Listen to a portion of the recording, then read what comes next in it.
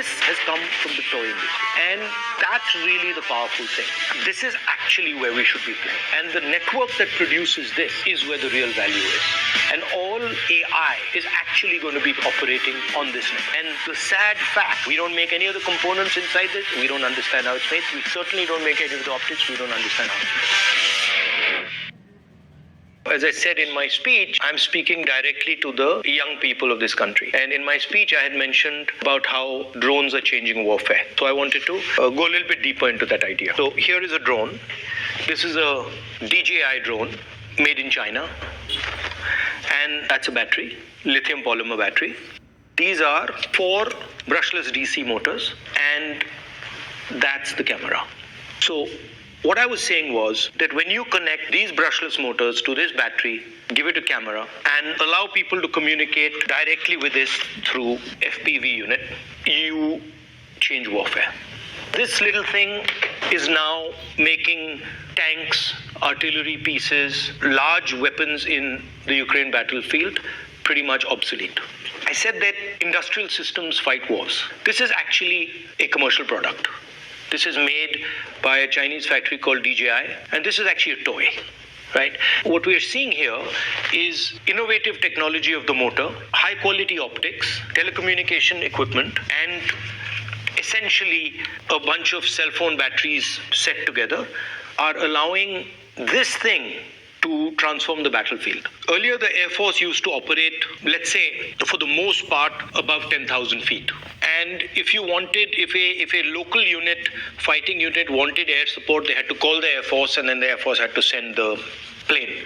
And the plane was big, very expensive, etc. So now what has happened is the Air Force has merged with the platoon, right? So now the platoon itself has its own air force, can use that air force to strike opponents, and can observe the battlefield. So what has happened is the air force has suddenly come all the way to the ground level, and it's built a completely different reconnaissance concept at a much lower level, which means that the battlefield has become much more transparent. You just put a drone up there, and then you can see everything that's going on, and then individual units can send their drones to attack. So it's almost illuminated the battlefield in a way that has never been done before, and it's also allowed kinetic energy to be moved around very effectively and targeted very accurately. And the reason it's happened is because of the electric motor and the battery and optics combination.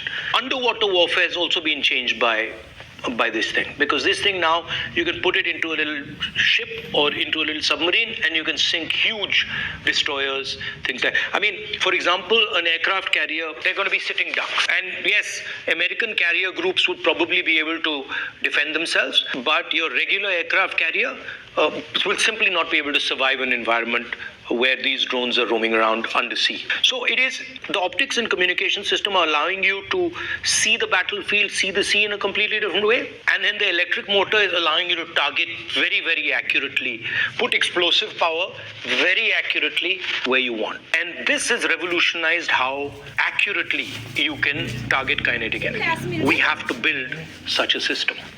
And we have to have competence in electric motors. We have to develop competence in optics. We have to develop competence in batteries. This is what is going to be at the heart of the electric vehicle.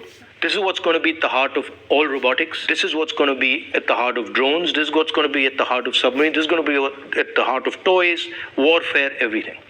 And the sad fact is that we're nowhere here. We don't make any of the components inside this. We don't understand how it's made. We certainly don't make any of the optics. We don't understand how it's made. And that's what my speech was getting at, that this is actually where we should be playing. And the network that produces this is where the real value is.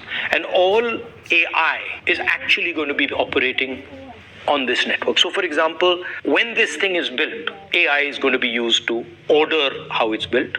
When this thing is used, AI will determine how it's used. So when I hear talks about, I heard the Prime Minister say we are going to be number one in AI. I mean, it's complete junk, because you cannot be number one in AI unless you have a production network, or not so effective, but at least you have consumption data. And India has given away its consumption data to large multinational companies, and India doesn't even play in the production space. And so that, what I was saying in the speech, is actually it's an industrial vision, and it's essentially saying that we're going to move differently. The reason this thing is so powerful is it can go places that a missile can never go.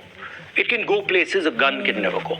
It can chase people, it can hide, it can go into jungles, it can do all sorts of stuff that other weapons cannot do. Right. So that's what we have to understand, that there's a new industrial revolution taking place, a new way of moving taking place. And it's going to be based on this circular motion. Essentially, it's going to transform everything. And what I want, or what I'd like, is that we have thousands and thousands of young Indian people who deeply understand this. And we have another thousands and thousands who deeply understand this. And then thousands and thousands who deeply understand this. And then we've got the core of an industrial system. The last generation industrial system was about mastering the internal combustion engine.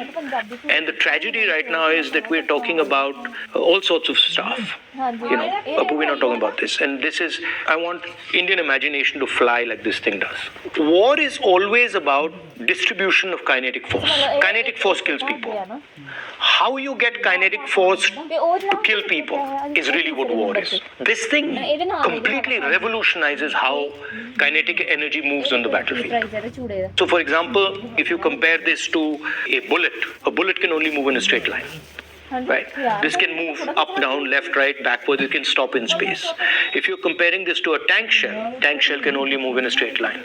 If you're comparing it to a missile can maneuver, but then a missile can't suddenly stop in the middle of the sky. A missile can't maneuver in such a sophisticated, complicated manner, right?